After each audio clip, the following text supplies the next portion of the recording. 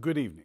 I'm Neil Christensen, author of Dark White and Malcolm Karma Cold Turkey. You're watching the audiobook and author commentary of Dark White. Tonight we'll be reading Chapter 7.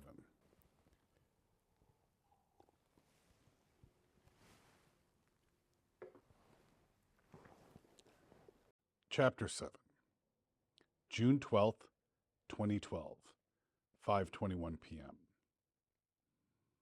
We ate tapenade and toast points with shaved garlic. It was good. Very good, in fact. I hadn't realized how much I missed good food. Prison had been murder on my palate. My taste had always been refined. That came from growing up with parents who had good taste. I was eating and enjoying foods that most people never tried when I was 4 years old. And by the time I was 15, I could tell you what wine varietal would pair well with various dishes. I acknowledge I was a bit of a snob and a foodie, but I don't apologize for it. The food we were eating, the tapenade, the toast points, rare lamb chops, hearty spinach salad with robust Pinot Noir, were not the best I'd ever had, but they were close. I ate every bite with closed eyes, savoring the moment. I really hadn't realized just how bad the prison food had been until that very moment. "So, Gavin," Mr. Simmons began after almost an hour of silence between us, "you have the room as long as you like. The kitchen is yours. During operating hours, you can eat in the dining room. I'm supposed to remind you to stay in the city, stay out of trouble, and to keep your nose clean." Mr. Simmons. "Greg," I sighed. "Greg, I appreciate all of this. I really do. But if you don't mind too awfully much, what am I doing here?" He leaned back in his chair and crossed his arms. He was a distinguished-looking older man with good manners and a gentle disposition. "I guess I don't really understand the question," he said with what sounded like sincerity. "Well," I said, wishing this didn't have to be such a struggle. "I woke up this morning in Statesville. I was at the tail end of the first nickel of my 43-year sentence. Then pardon my language, but out of fucking nowhere, in the middle of lunch, I'm pulled into some elaborate prison break scenario that was apparently orchestrated by the same woman who put me there in the first place. Then I'm dropped off in front of your building with no explanation or direction, only to find that everyone is expecting me. No offense, Mr. Simmons." "Please, Greg," he interrupted assertively. "No offense, Greg, because I really am grateful for all of this, but I'd really like to know what the fuck is going on." Mr. Simmons looked pityingly at me. He took a sip of his wine and set the glass back down. "Gavin, I wish I had the answers for you. I would love to tell you why you're here, why you were let out, and what the meaning of life is, but I don't have those answers. My boss and good friend called me. He said that we were going to have a visitor. He gave me your name and told me that every accommodation was to be made for you. He didn't say when you were coming or how long you'd be staying or how you'd get here or even where you were coming from. He just said that we should do everything we could to make you feel comfortable." "Who's your boss?" I asked. "He's away." I rubbed my eyes with my fingertips, then let out a long breath. "Away is aware, Mr." He shot me a glance. "Greg.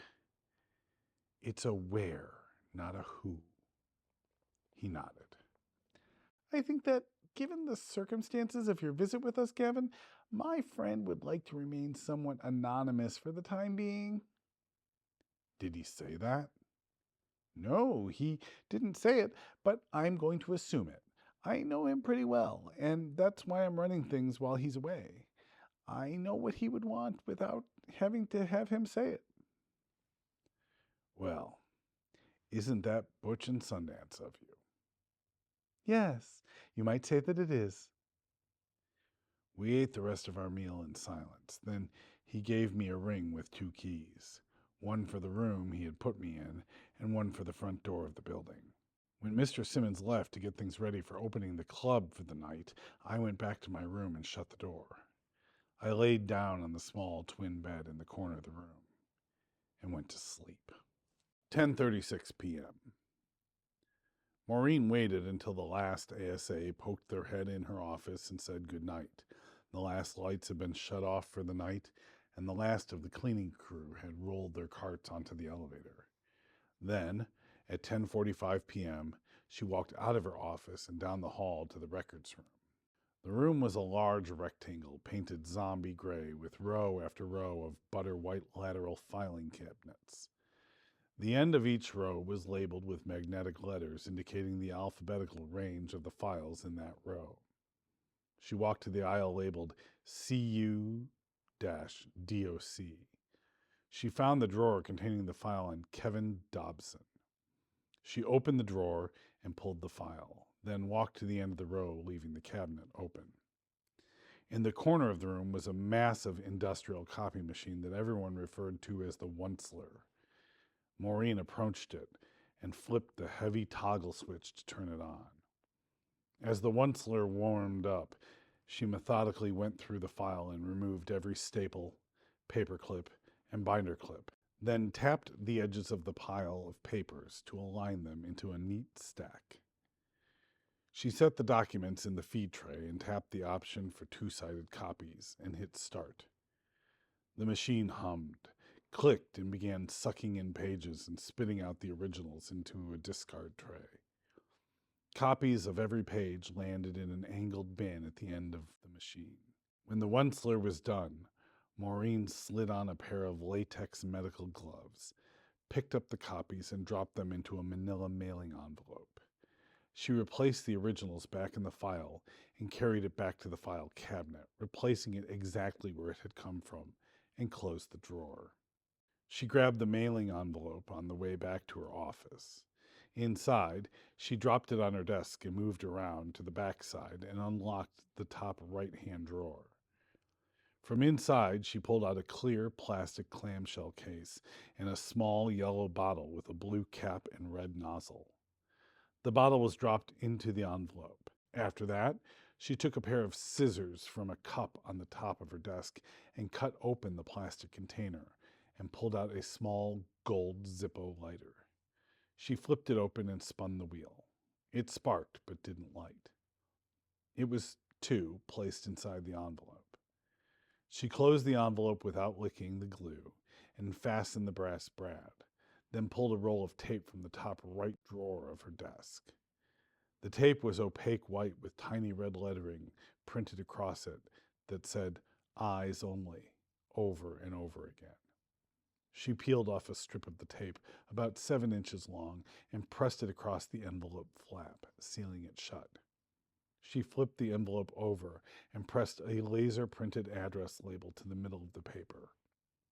Half a dozen no-stick stamps of various denominations were affixed to the upper right-hand corner. Then she dropped the envelope in her huge purse. Maureen turned off her office lights, locked the top right-hand drawer of her desk, gathered the empty plastic container the lighter had been in, and walked out of her office. 20 minutes later, she had dropped the envelope in a blue USPS mailbox 10 blocks from her office in the opposite direction of her house. Then she walked back to her office, got in her car, and drove home. 11:50 p.m. When I woke up, it was dark.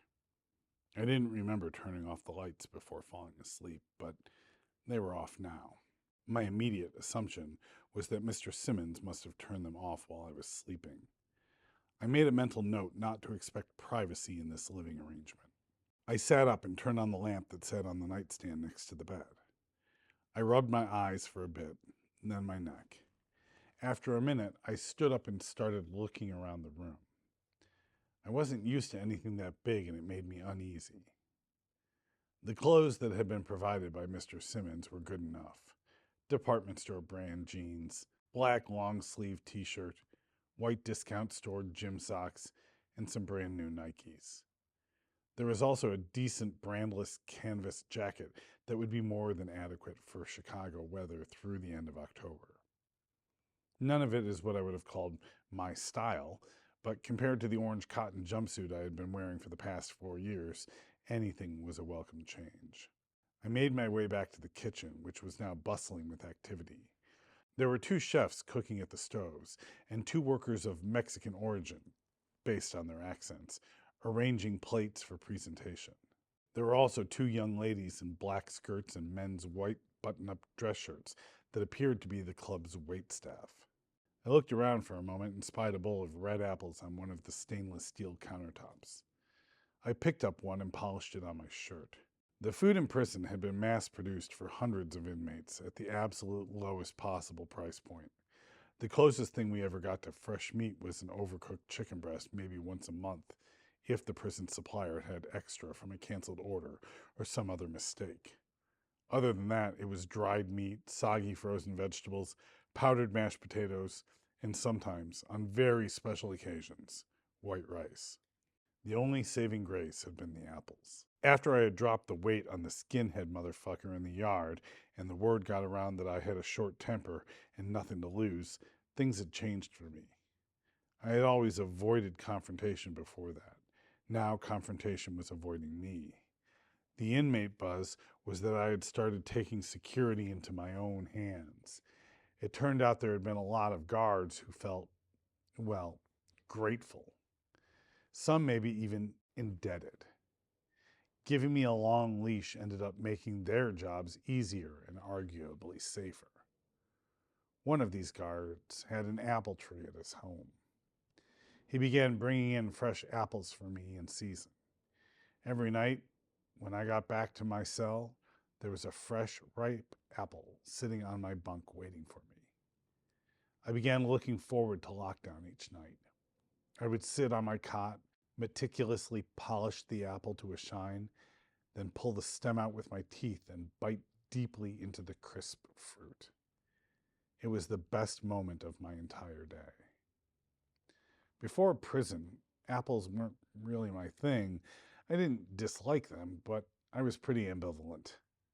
Apple pie was always nice, but raw apples, I could take them or leave them. But when the only fresh food I got were those apples, well, I found I savored them and quickly developed a passion for the fruit. Now, I felt that, put in Eve's place, I would have traded paradise for a bite as well. I finished polishing the apple and popped the stem off with my teeth like I was pulling the pin out of a round red grenade. I spit the stem into a nearby trash can and took a monstrous bite, closing my eyes and relishing the tart juice as it filled my mouth. It tasted just as good as freedom. "You must be Gavin," said a melodic female voice. I spun around to see a gorgeous young woman with auburn hair, deep hazel eyes, and a perfect hourglass figure, dressed in the server's uniform I had noticed earlier. I took another bite of the apple and chewed it while sizing her up. I swallowed half of it with a gulping sound and said, "Mm-hmm, I am indeed." She smiled at me. I smiled back and said, "And who might you be?" She laughed, a fresh, light, carefree laugh, and said, "I'm Katie. I work here. I'm a server." I hadn't seen anyone so at ease in a long time. I found it instantly disarming and felt myself relax. "It's very nice to meet you, Katie." "Likewise, I'm sure," she said. "I hear you're going to be staying with us for a while." "Not too long, I hope." I bit the apple again. "Your boss has been very generous, but I don't want to overstay my welcome." "Not likely," she said. "This is what he does." That made me frown. "What's that?" I asked. "Take in strays," she said slyly. "Oh, is that what I am, a stray?" "Well," she smiled again, and I felt more tension drop from my shoulders. "You're here." I felt myself break into the first sincere smile I'd had in more than 5 years. Touché. "Are you going to come out to the dining room and have some dinner?" I hadn't thought that far ahead yet, but it occurred to me at that moment, by that question, that I could go anywhere. I could just run, get on a bus and get out of town. Or could I? It seemed unlikely that S.A. Adelaide would go through all the trouble of sneaking me out just to let me go on the lam on my first night. Oh, not tonight, I don't think, I said, testing the waters. I just got into town, as it were, and I think I'm going to go out and enjoy the whole fresh air of it all. Katie laughed deeply, and it made me smile. What did I say? I asked, laughing a little myself. As it were, of it all? Who talks like that? I cocked my head. She was making fun of me. She was, maybe, flirting with me. I couldn't tell. It had been a long time since anyone had flirted with me. Well, I guess I do. Okay then, Mr. Gayle. You can enjoy the fresh air of it all you want. But first, you are going to come, sit down, and have dinner. Best food in the city here, and it's our little secret. Come on, have a drink, have a meal, and then go out and see the sights, as it were. I sighed and let my shoulders fall. Whatever you say, Miss Katie, I'm in your hands. She smiled and tilted her head as if to say, follow me. The dining room felt very different during business hours. The room was dim, almost dark, and looked vastly bigger than it had with the fluorescent work lights on. The walls seemed to disappear into the shadows, giving the impression that the room went on forever. The glassware all appeared old and worn, and from what I could see, none of the dishware matched. The bar itself looked like it was about 100 years old. Most of the varnish had worn away, leaving dry splitting wood in some places. Overall, it felt like a classy place that had grown worn for lack of upkeep. It wasn't what I would have called busy. About a dozen people in all, spread throughout the dining room, at the bar, tables, and sofas. The soft whispered conversations of the scattered guests were drowned out by a slightly out-of-tune piano playing a bluesy Tom Waits number, but voiced by a deep-throated red-haired girl. Her voice was soft and alternated between smooth and scratchy. She sang passionately with her eyes closed, as if to herself. Katie stopped at the bar and leaned over to ask the bartender something. She glanced at me, then nodded in the direction of the host stand. Wait here a second, she said, and hurried away. The bartender walked up to where I was standing. She was drying a glass with a white rag and eyeing me up and down. So, you're Gavin, then?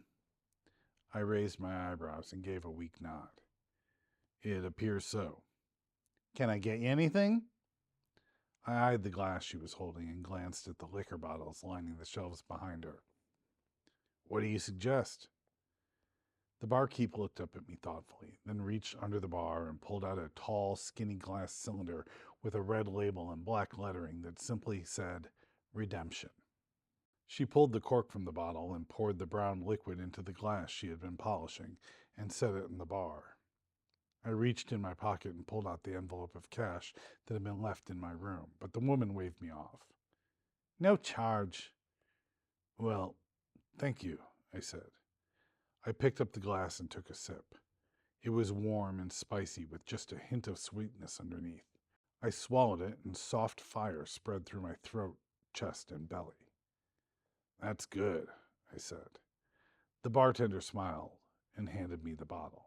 Why don't you just keep this for tonight, she said. Oh, I couldn't. Sure you can. You probably need it. Don't worry, we got more. All right, I said hesitantly. Thanks. I took the bottle and another sip from the glass just as Katie walked back up to me. Mr. Simmons said to give you the booth. Okay, the booth? Katie smiled. Yeah, we only have the one actual booth. It's the VIP section. She walked me over to what was undoubtedly the darkest corner of the room.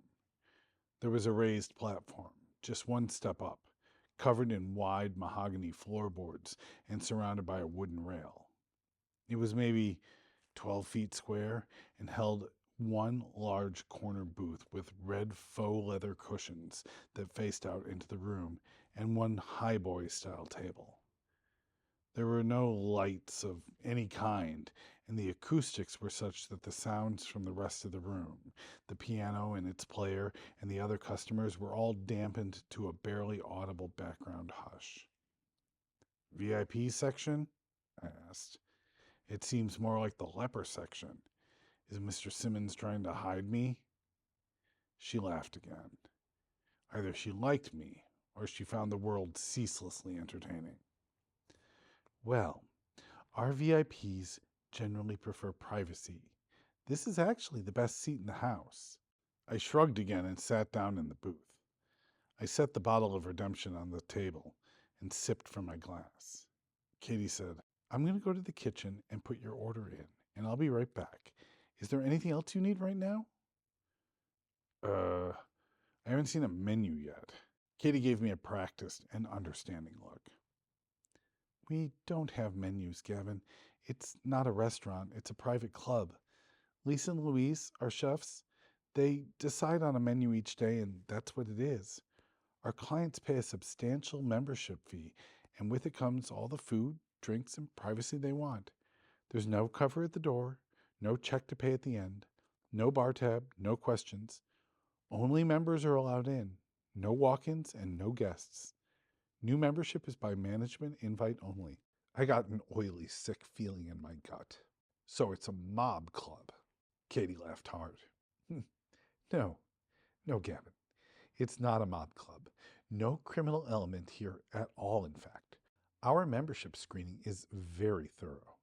Before our owner took over, there was a gang presence here, but it was just a speakeasy kind of place, a secret remnant of the Prohibition years. But when the current owner took over, he kicked out all the gangbangers, drug dealers, and anyone that was questionable at all. He cleaned it up and stuck Nate on security. Now it's members only, and congrats. And that means you. Something about this scenario didn't sit right with me, but I didn't see any point in arguing with her. So, Katie said again, I'm going to go back to the kitchen and put your order in. It's buffalo carpaccio and grilled asparagus tonight. Is there anything else you need? I don't suppose the bar has cigarettes. Sure. What brand do you smoke? I paused. I haven't really thought about that in a while, but I guess I used to smoke Camels. Wides or lights? Wides would be great. Is there a back door or something to step outside? Katie smiled again sweetly. Gavin, it's a private club. You can smoke inside. I'll bring you an ashtray. I shook my head in confused wonder. Sorry, thanks. No worries. She walked off and left me sitting in the booth looking out over the room. I thought about the day and what was going to come next. I felt like I was treading water in the middle of the ocean as sharks circled closer and closer. So, this was going to be home. This weird little box that seemed to have as many secrets as me. I sipped my drink and stared at the bottle. Redemption. The bartender was right. That was what I needed tonight.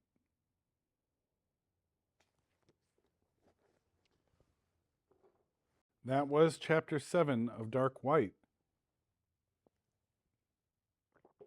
Another one of those chapters that didn't change much from the original version of its writing.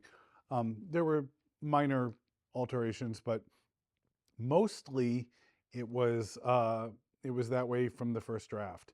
The club itself is based on a...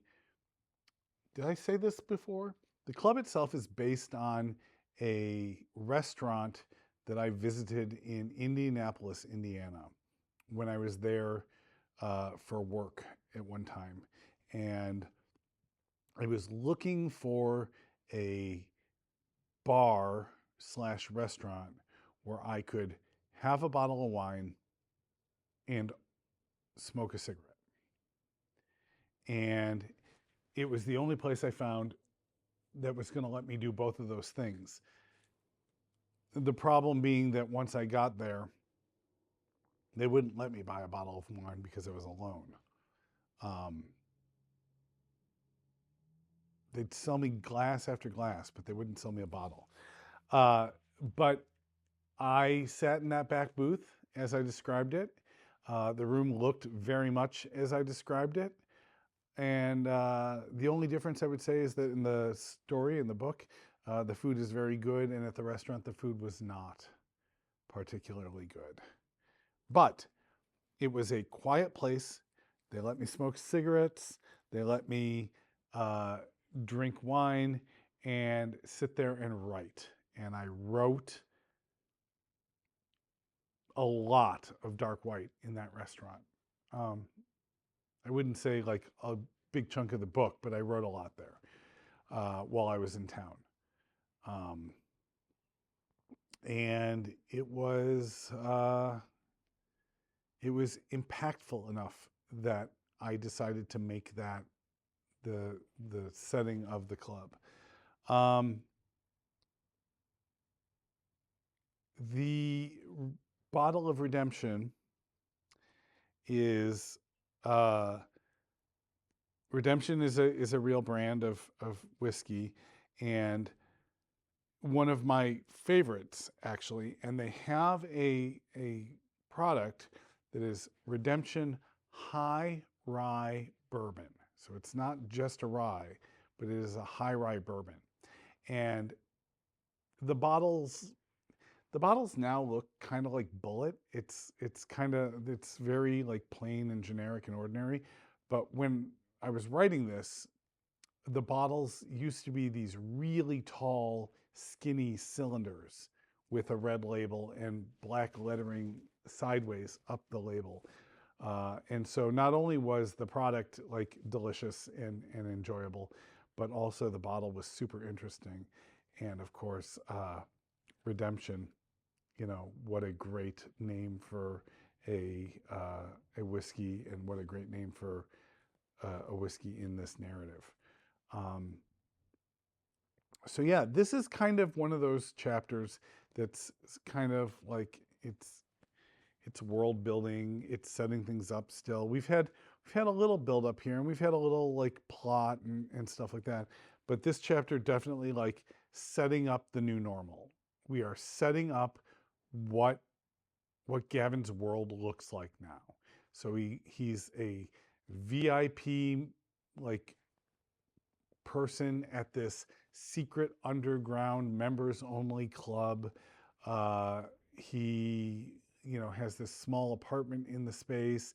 He has free access to the food in the kitchen, and everybody knows him. He doesn't have to introduce himself to anyone. Everybody knows that he's who he is, and that he's, excuse me, everybody knows who he is and that he's staying there. So yeah, a lot of kind of world building and narrative construction going on in this chapter. But you got to have those chapters. You got to have things that build the story and move it forward.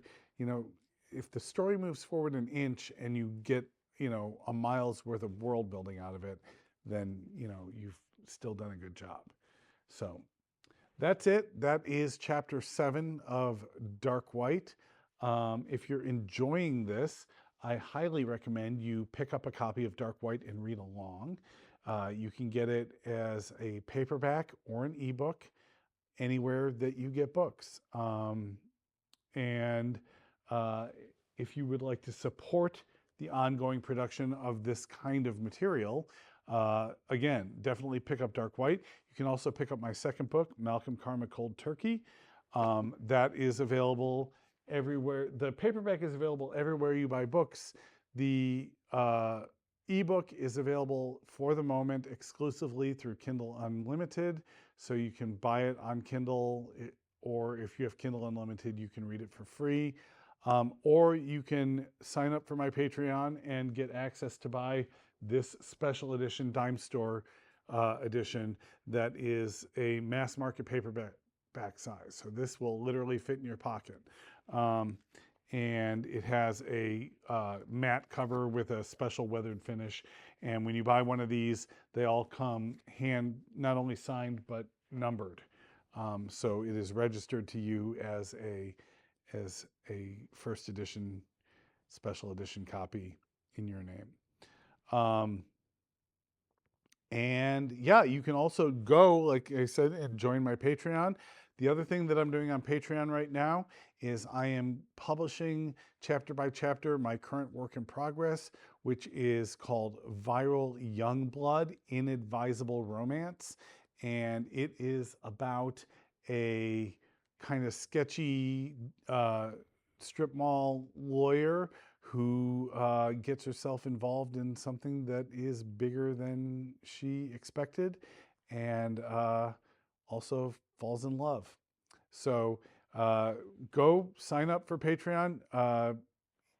Either of the paid memberships gets you access to that ongoing series, along with videos that I'm going to be doing kind of about the writing process of it. So we'll talk about outlining, we'll talk about mind mapping, we'll talk about plotting, we'll talk about character development, we'll talk about setting, all the things, and it'll be spoilerific. So if you like being ahead of the curve and just knowing what's going to happen before everything's even out, then that's for you. And that's it. Those are the ways you can support me. Patreon, buy Dark White, buy Malcolm Carmichael Turkey, and also, of course, as always, like this video, subscribe to the channel.